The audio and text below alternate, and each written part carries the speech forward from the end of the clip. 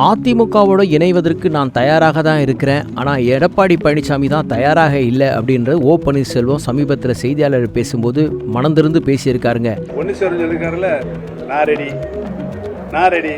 திரு GT Sekaran அவர்களும் அவருடைய அருமை என்ன திரு எடப்பாடி பழனிசாமி அவர்களும் ரெடியா கேட்டு சொல்லுங்க.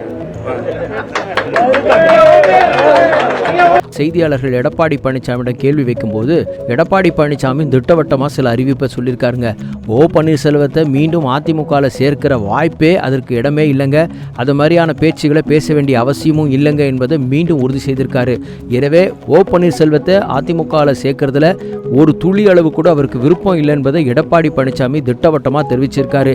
அதாவது ஏற்கனவே அனைத்து இந்திய அண்ணா திராவிட முன்னேற்ற கழகத்தின் பொதுக்குழு கூட்டத்தில் ஏகமனதாக எடுக்கப்பட்ட முடிவு திரு ஓபிஎஸ் அவர்கள் அடிப்படை உறுப்பினர் நீக்கப்பட்டு விட்டார். நடவடிக்கை எடுக்கப்பட்டிருக்கிறது. அதனால அந்த கட்சியில் சேர்த்துவதற்கு எந்தவித வாய்ப்பும் இல்லை. அது அவரை தான் கேட்கணும், நீங்க அவரை போய் கேளுங்க.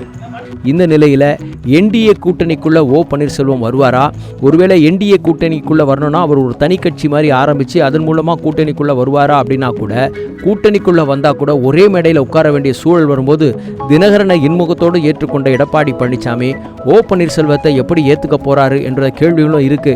எனவே இந்த நிலையில ரொம்ப குழப்பத்தில் இருக்கிற ஓ பன்னீர்செல்வம் திமுக கூடாரத்துக்குள்ள போயிடலாமா அப்படின்னு யோசிச்சுட்டு இருக்காரு.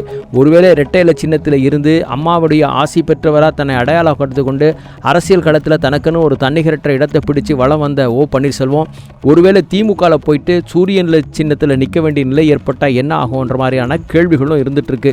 இந்த சூழலில் அவர் தனி கட்சி ஆரம்பித்து திமுகக்குள்ளே போவாரா அல்லது தனி கட்சி மூலமாக தாவேக்காவுக்கு போவாரா என்பதான கேள்விகளும் எழுந்திருக்கிற நிலையில் ஓ பன்னீர்செல்வம் திக்குமுக்காடி வருவதாகவும் சொல்லப்படுதுங்க.